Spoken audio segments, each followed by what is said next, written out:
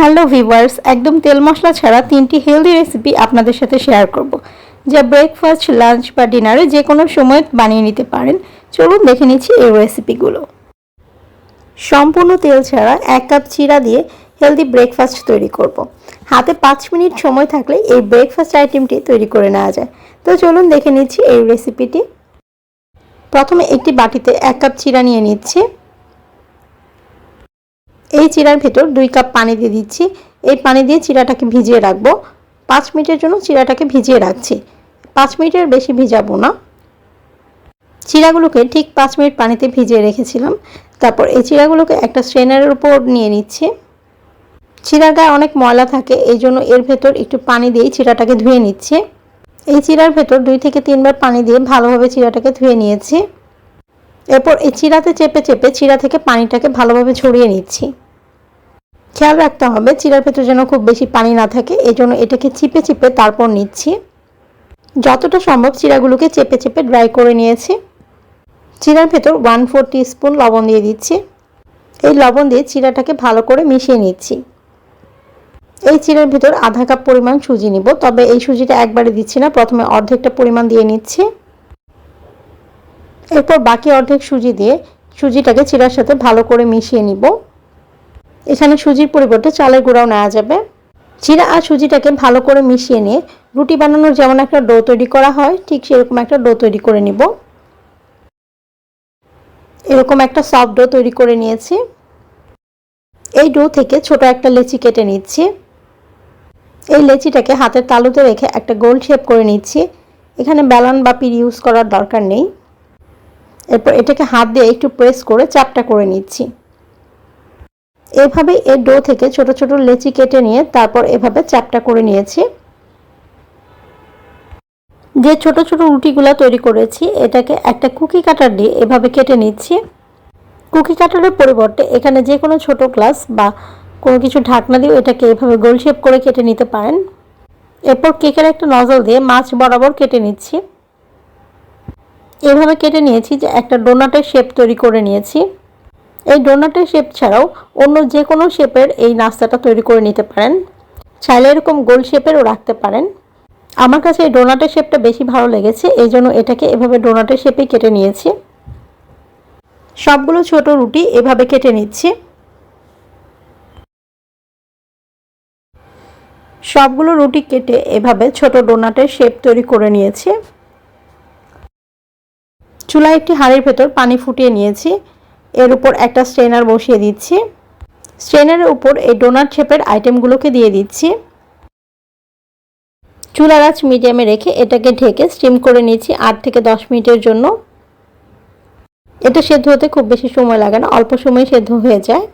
8 minute পরে এটা সেদ্ধ হয়ে গেছে।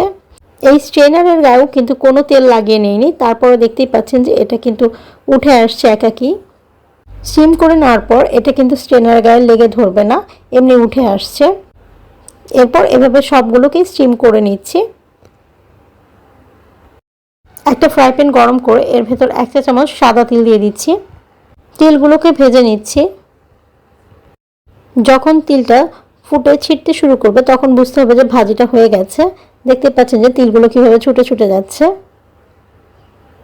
তিলটা ভাজি করে নেওয়ার পর এর ভেতর টমেটো সস দিয়ে দিচ্ছি 1/2 কাপ। এখানে সসটা একটু বেশি ইউজ করবেন, যত বেশি সস দিবেন এই আইটেমটা খেতে তত বেশি ভালো লাগবে। এই চিরার আইটেমটা খেতে ইডলির মতো, ইডলিটা যেহেতু টেস্ট কম থাকে সেহেতু এভাবে সস দিয়ে করে নিলে এটা টেস্টটা অনেক বেড়ে যাবে। এগুলোকে সসের ভেতর দিয়ে দিচ্ছি।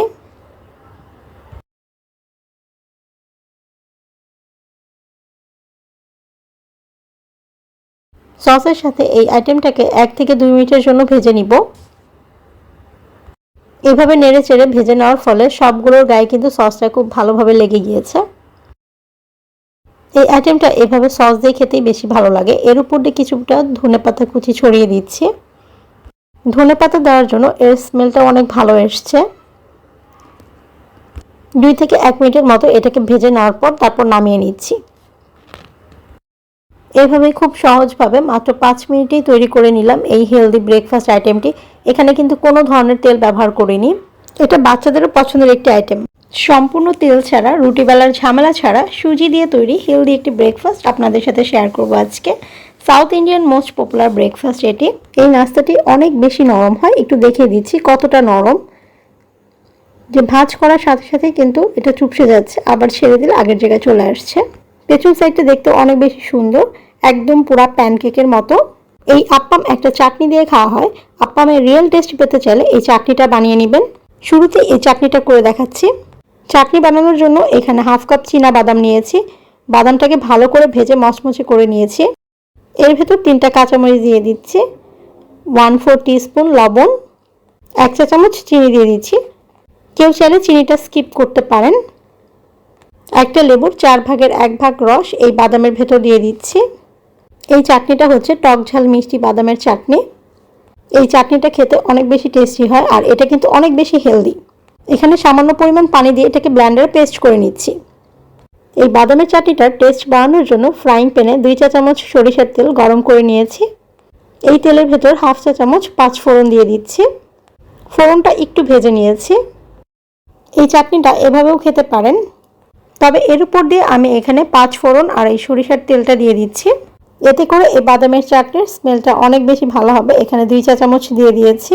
তেলটা মিশাবো না, উপরেই থাকবে, আর এই চাটনিটা কিন্তু একটু ঘন হবে। আপ্পাম বানানোর জন্য এখানে 1 কাপ সুজি নিয়েছি। এর ভেতর 1/4 টিস্পুন লবণ দিয়ে দিচ্ছি, আর চিনি দিয়ে দিচ্ছি 1 চা চামচ। চিনি খাওয়াতে কারো প্রবলেম থাকলে এখানে চিনিটা স্কিপ করবেন। এর ভেতর হাফ কাপ টক দই দিয়ে দিচ্ছি। 1 কাপ সুজির জন্য হাফ কাপ টক দই। সুজির সাথে টক দইটা ভালো করে মিক্সড করে নিচ্ছি। সুজিটা মেশানো হয়ে গেলে এখানে একটা ব্লেন্ডারের জগ নিয়ে নিচ্ছি। এই ব্লেন্ডারের জগের ভেতরে দই আর সুজির মিশ্রণটাকে ঢেলে দিচ্ছি। এর ভেতর 1/4 কাপ পানি অ্যাড করে দিচ্ছি। এরপর এটাকে ব্লেন্ড করে নিচ্ছি। ব্লেন্ড করে নেওয়ার পর একটা স্মুথ ব্যাটার তৈরি হয়েছে। ব্যাটারটা এরকম হবে যাতে ঢালার সাথে সাথে এটা ছড়িয়ে পড়ে। ব্যাটারটা ঠিক এরকম হতে হবে। এই ব্যাটারটাকে ঢেকে রেস্টে রেখে দিচ্ছি 5 মিনিটের জন্য। ঘড়ি ধরে ঠিক 5 মিনিট পর এর ভেতর হাফ চা চামচ ইনো অ্যাড করে দিচ্ছি। ইনোটা একটু দেখিয়ে দিচ্ছি কেমন, অনেকে হয়তো বা ইনো নাও চিনতে পারেন। ইনোটাকে অ্যাক্টিভ করে নেওয়ার জন্য এর উপর 1 চা চামচ পানি দিয়ে দিচ্ছি। পানি দেওয়ার সাথে সাথে ইনোটা বুদবুদ আকারে অ্যাক্টিভ হয়ে যাবে। ইনো ইউজ করলে আপ্পামটা অনেক বেশি জালিদার হবে। এই ব্যাটারটাকে ভালোভাবে মিশিয়ে নিচ্ছি। দেখতেই পাচ্ছেন ব্যাটারটা কত বেশি স্মুথ হয়েছে। এটাকে আমি জোরে জোরে নেড়ে তারপর মিক্সড করে নিচ্ছি। যত ভালোভাবে মিক্সড করা হবে আপ্পামটা তত বেশি ভালো হবে। চুলায় একটি ননস্টিকের প্যান গরম করে নিয়েছি। এর ভেতর এই ব্যাটারটা থেকে 2 চামচ পরিমাণ ব্যাটার ঢেলে দিচ্ছি। দেখতেই পাচ্ছেন যে ব্যাটারটি ঢালার সাথে সাথে কিন্তু ছড়িয়ে পড়ছে। ব্যাটারটা ঠিক এরকমই হতে হবে যাতে এটা দেওয়ার সাথে সাথে ছড়িয়ে পড়ে। চুলার আঁচ মিডিয়াম টু লোতে রেখেছি। এর ভেতর কিন্তু একাই ফুটি কাটতে শুরু করেছে বা জালি তৈরি হওয়া শুরু হয়ে গেছে। যদি এমন জালিদার না হয় সেক্ষেত্রে চুলার আঁচটা একটু বাড়িয়ে বা কমিয়ে দিবেন, দেখবেন যে এমন জালিদার সৃষ্টি হবে। এটা কিন্তু বুদবুদ আকারে ফুটে উঠছে আর চারপাশ থেকে হয়ে আসছে। ভিতরের সম্পূর্ণ অংশটাও যখন চারপাশের মতো এমন ড্রাই হয়ে যাবে তখন বুঝতে হবে যে এটা হয়ে গেছে। ভিতরের অংশটা অনেকটাই ড্রাই হয়ে এসছে। উপর থেকে পুরোটা যখন ড্রাই হয়ে আসবে তখন বুঝতে হবে যে এটি হয়ে গেছে। এটা উঠানো কিন্তু খুবই সহজ, স্প্যাচুলা দিয়ে একটু খোঁচা দিলে এটা উঠে আসছে। সবগুলো আপ্পাম আমি এভাবেই তৈরি করে নিচ্ছি। এই আপ্পামটা হয়ে গেলে আমি পেছনের সাইডটা একটু দেখিয়ে দিচ্ছি কতটা ভালো হয়েছে। পেছনের সাইডটা একদম পুরো প্যানকেকের মতো হয়েছে। এখন এটিকে আমি নামিয়ে নিচ্ছি। এভাবে আমি সবগুলো আপ্পাম রেডি করে নিয়েছি। এই আপ্পামটা ওই বাদামের চাটনি দিয়ে খেতে খুবই টেস্টি। খুব সহজে এই আপ্পাম তৈরি করে নেওয়া যায়।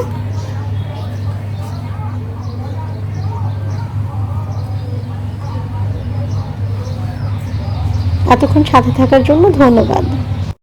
সম্পূর্ণ তেল ছাড়া শুধু 1 কাপ আটা আর ডিম দিয়ে হেলদি ব্রেকফাস্ট তৈরি করব। এই আইটেমটির আমি নাম জানি না, তবে এটি হচ্ছে তুর্কির একটি জনপ্রিয় ব্রেকফাস্ট। তো চলুন হেলদি ব্রেকফাস্ট রেসিপিটি দেখে নিচ্ছি। প্রথমে একটি মিক্সিং বোলের ভেতর ডিম নিচ্ছি। এখানে 2টা ডিম নিচ্ছি, তবে একটি ডিমের কুসুম আমি ইউজ করব না, এটাকে উঠিয়ে রাখবো, এটা পরে ইউজ করব। 2টা ডিমের সাদা অংশ আর একটা কুসুম এখানে ফেটিয়ে নিচ্ছি। তবে চাইলে এখানে শুধু একটা ডিমও এভাবে ফেটিয়ে নিতে পারেন। একটি বড় মিক্সিং বোলের ভেতর 1 কাপ আটা দিয়ে দিচ্ছি। এখানে আটার পরিবর্তে ময়দাও নিতে পারেন, ময়দা ইউজ করলে এটা আরও বেশি ভালো হবে। এর ভেতর 1 কাপ পানি দিয়ে আটাটাকে গুলে নিচ্ছি। এর ভেতর আরও 1 কাপ পানি অ্যাড করে নিচ্ছি। আটাটা ভালোভাবে মিক্স করে একটা পাতলা ব্যাটার তৈরি করব। শুরুতে যে ডিম ফেটিয়ে রেখেছিলাম এই ব্যাটারের ভেতর ডিমটা দিয়ে দিচ্ছি। এই ডিম আর আটার গোলাটাকে দিয়ে একটা স্মুথ ব্যাটার তৈরি করে নিব। আর ব্যাটারটা পাতলা হবে। এই ব্যাটারটা কতটা পাতলা হবে এটা আমি একটু পরে দেখিয়ে দিচ্ছি। সব শেষে এখানে হাফ টিস্পুন লবণ দিয়ে দিচ্ছি। লবণ মিক্সড করে নেওয়ার পর ব্যাটারটা এরকম পাতলা হবে। এটা কিন্তু খুব পাতলা ব্যাটার তৈরি করেছি। চুলায় একটি মাঝারি সাইজের ফ্রাই প্যান গরম করে নিয়েছি। এখানে খুব বেশি বড় ফ্রাই প্যান নেওয়া যাবে না। আর এই ব্যাটারটা থেকে 2 চামচ ব্যাটার এর ভেতর ঢেলে তারপর এভাবে ছড়িয়ে দিচ্ছি পুরা ফ্রাই প্যান জুড়ে। এই ব্যাটারটা দিয়ে এখানে পাতলা শীট তৈরি করে নিব। চুলার আঁচ মিডিয়ামে থাকবে। এই পাতলা শীটটা হতে 10 থেকে 15 সেকেন্ডের মতো সময় লাগবে। এই শীটটা যখন এরকম ড্রাই হয়ে গেছে তখন বুঝতে হবে এটা হয়ে গেছে। হয়ে যাওয়ার পর চারপাশ থেকে এভাবে স্প্যাচুলা দিয়ে উঠিয়ে নিচ্ছি। চারপাশ থেকে উঠিয়ে নেওয়ার পর এটা একাই উঠে আসবে। শীটটা উঠাতে যদি প্রবলেম হয় সেক্ষেত্রে একটা টিস্যু পেপারে একটু তেল নিয়ে তারপর পুরো ফ্রাই প্যানে একটু ঘষে দিবেন। ফ্রাই প্যানটা উঠানোর সাথে সাথে কিন্তু শীটটা উঠে আসছে। তারপর আমি এটাকে হাত দিয়ে উঠিয়ে নিলাম। হাতে যদি গরম লাগে বা শীটটা যদি ছিঁড়ে যাওয়ার চান্স থাকে সেক্ষেত্রে শীটটাকে কিভাবে নামিয়ে নেবেন সেটা আমি এখন দেখিয়ে দিচ্ছি। আরেকটা পাতলা শীট তৈরি করে নিচ্ছি। এই শীটটারও একইভাবে স্প্যাচুলা দিয়ে চারপাশ থেকে উঠিয়ে নিব। এরপর ফ্রাই প্যানটাকে উঠিয়ে নিব। উঠিয়ে তারপর এই শীটটাকে এভাবে ঢেলে দিব। তাহলে হাতে আর গরম লাগবে না আর পাতলা শীটটাও ছিঁড়ে যাওয়ার কোনো চান্স থাকবে না। এইভাবে আমি সবগুলো শীট তৈরি করে নিয়েছি। এখানে 18টা শীট তৈরি করেছি। এই শীটগুলো কতটা পাতলা হয়েছে এটা দেখতেই পাচ্ছেন আর কতটা নরম। একটু ধরতেই কিন্তু ছিঁড়ে যায়, তাই একটু সাবধানে ধরতে হবে এই শীটগুলো। আরেকটা মিক্সিং বোলের ভেতর কিছুটা পরিমাণ পেঁয়াজ নিয়ে নিচ্ছি। এখানে একটু বেশি করেই পেঁয়াজ নিয়েছি। এর ভেতর 3টা কাঁচামরিচ কুচি দিয়ে দিচ্ছি আর সামান্য পরিমাণ লবণ দিয়ে দিচ্ছি। পেঁয়াজ কাঁচামরিচগুলোকে হাত দিয়ে একটু ভালো করে মিশিয়ে নিচ্ছি। এর ভেতর একটা ডিম দিয়ে দিচ্ছি। এখন এই ডিমটাকে পেঁয়াজের সাথে মিক্স করে নিচ্ছি। চুলায় ফ্রাই প্যান গরম করে নিয়েছি। এই ফ্রাই প্যানে কিন্তু কোনো তেল ইউজ করিনি। ডিমের যে মিশ্রণটা তৈরি করেছি এই মিশ্রণটাকে ফ্রাই প্যানের ভেতর দিয়ে দিলাম। ডিমটা যখন হালকা জমে জমে আসবে তখন এটাকে নেড়ে চেড়ে দিব। নেড়ে চেড়ে সেদ্ধ করে নিব। এভাবে পুর তৈরি না করে অন্যভাবেও পুর তৈরি করতে পারেন, সেটাও আমি একটু পরে দেখিয়ে দিচ্ছি। ডিমটা যখন সেদ্ধ হয়ে যাবে আর পেঁয়াজটা ভাজি হয়ে যাবে তখন এটাকে নামিয়ে নিব। এখানে কিন্তু কোনো ধরনের তেল ইউজ করিনি।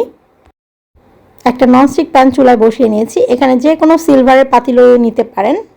এটাকে 10 মিনিটের জন্য ঢেকে হাই হিটে প্রিহিট করে নিব। এই ছিদ্রটাকে একটা টিস্যু পেপার দিয়ে বন্ধ করে দিচ্ছি। এরকম একটা প্লেট নিয়েছি। এখানে স্টিলের প্লেট নেওয়ারই চেষ্টা করবেন, কোনো ধরনের কাঁচের প্লেট নেবেন না। একটু আগে যে শীটগুলো তৈরি করেছি ওখান থেকে একটা শীট এই প্লেটের উপর বিছিয়ে দিচ্ছি। একটা ছোট ঘিয়ের টুকরা নিয়েছি। ঘিটা ফ্রিজে ছিল বলে জমে গেছে।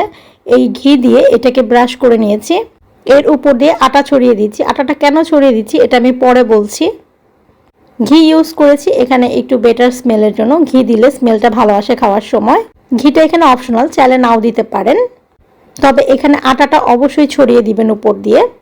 আটা ইউজ করার জন্য দেখবেন যে পরে এই আইটেমটা যখন তৈরি হয়ে যাবে এটা কাটার পর পরতে পরতে ভাঁজগুলো বোঝা যাচ্ছে। এই শীটগুলোর মাঝখানে আটা বা ময়দা ছড়িয়ে দেওয়ার ফলে একটা আবরণ সৃষ্টি করে। এভাবে প্রত্যেকটা লেয়ারের উপর দিয়ে ঘি আর ময়দা ছড়িয়ে দিচ্ছি। এভাবেই পাতলা শীটগুলোকে পরতে পরতে সাজিয়ে নিচ্ছি। এখানে টোটাল 8টা শীট ছড়িয়ে দিয়েছি। এরপর আর শীট দিব না। একটু আগে যে ডিমের পুরটা তৈরি করে রেখেছিলাম এই ডিমের পুরটা এর উপর দিয়ে ছড়িয়ে দিচ্ছি। এভাবে পুর তৈরি না করে একটু অন্যভাবে পুর তৈরি করতে পারেন, সেই পুরটাও আমি এই ভিডিওতে একটু পরে দেখিয়ে দিচ্ছি। সম্পূর্ণ ডিমের পুর এর উপর দিয়ে ছড়িয়ে দিয়েছি। এই পুরের উপর আরেকটা শীট দিয়ে দিচ্ছি। একইভাবে এর উপর ঘি দিয়ে নিচ্ছি আর ময়দা ছড়িয়ে দিচ্ছি। এক পাশ থেকে একটু ডেবে গেছে, সেজন্য একটা পাতলা শীট কেটে আমি এভাবে দিয়ে দিচ্ছি। ওই পাশ থেকেও একটু ডেবে গেছে, সেজন্য ওই পাশেও একটু পাতলা শীট আমি এভাবে কেটে দিয়ে দিলাম। এই শীটগুলো যত সুন্দর করে সাজানো হবে, এটার আউটলুক তত বেশি সুন্দর হবে। একই দিনে দুইটা তুর্কি ব্রেকফাস্ট আইটেম তৈরি করেছি, অন্যটাও আমি আপনাদের সাথে শেয়ার করব, আর কেন তৈরি করেছি সেটাও বলবো। ডিমের পুর দেওয়ার পর এর উপর দিয়ে 8টার মতো শীট আমি এভাবে ছড়িয়ে দিয়েছি। এরপর এটা দেখতে এরকম হয়েছে। আরেকটার পুর এভাবে তৈরি করেছি। 2টা ডিম পেঁয়াজ দিয়ে ভেজে একটা অমলেট তৈরি করে নিয়েছি বড় সাইজের, এটাকে এখানে পুর হিসেবে ইউজ করেছি। এটাকেও একইভাবে এই পাতলা শীটগুলো দিয়ে ঢেকে দিচ্ছি। এখন এই আইটেমটাকে ডিজাইন করে নেব। এর জন্য এখানে একটা কুকি কাটার বসিয়ে নিয়েছি। এখানে কুকি কাটারের পরিবর্তে ছোট গ্লাস বা কেকের নজলও ইউজ করতে পারেন। এরপর ছুরির উল্টা পাশ দিয়ে এভাবে ডিজাইন করে নিচ্ছি। এটা যখন কাটবেন তখন খেয়াল রাখবেন যে 3 থেকে 4টা শীট পর্যন্ত যেন কাটা পড়ে, তাহলে দেখতে বেশি সুন্দর লাগবে। এটাকে এভাবে ঘুরিয়ে ঘুরিয়ে সম্পূর্ণটা এভাবে কেটে নিচ্ছি বা ডিজাইন করে নিচ্ছি।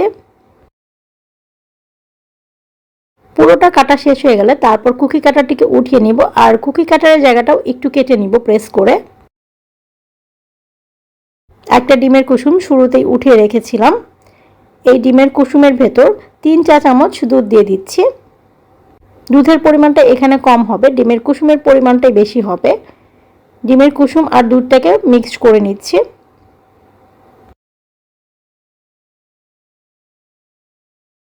যে তুর্কি ব্রেকফাস্ট আইটেমটি তৈরি করে নিয়েছি, এর উপর দিয়ে ডিমের কুসুমের মিশ্রণটাকে ছড়িয়ে দিচ্ছি। এখানে আমি চামচ দিয়ে দিচ্ছি, তবে কেউ চাইলে এখানে ব্রাশ দিয়ে দিতে পারেন। ব্রাশ দিয়ে দিলে এটা দেখতে আরও বেশি সুন্দর হবে।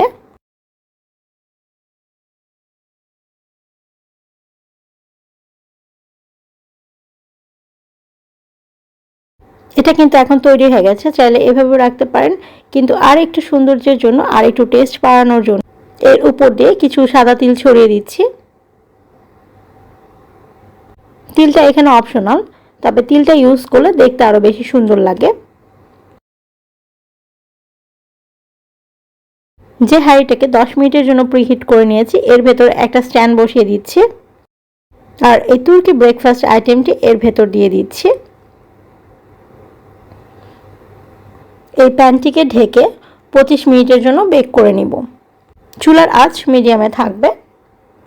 এই আইটেমটি হয়ে গেলে বুঝবেন কিভাবে? যখন দেখবেন সুন্দর ঠিক এরকম একটা কালার হয়েছে, তখন বুঝে নেবেন যে এটা তৈরি হয়ে গেছে। আনফর্চুনেটলি এটা নামাতেই আমার হাত থেকে পড়ে ভেঙে যায়, সেজন্য আমি আবার একটি তৈরি করেছি। এটা আমি 5 মিনিটে তৈরি করে নিয়েছি, এজন্য এটার আউটলুকটা খুব বেশি ভালো হয়নি, তবে খেতে ভীষণ টেস্টি। উপরের আর নিচের পার্টটা ক্রিস্পি আর ভিতরের পার্টটা নরম ছিল। এতক্ষণ সাথে থাকার জন্য ধন্যবাদ।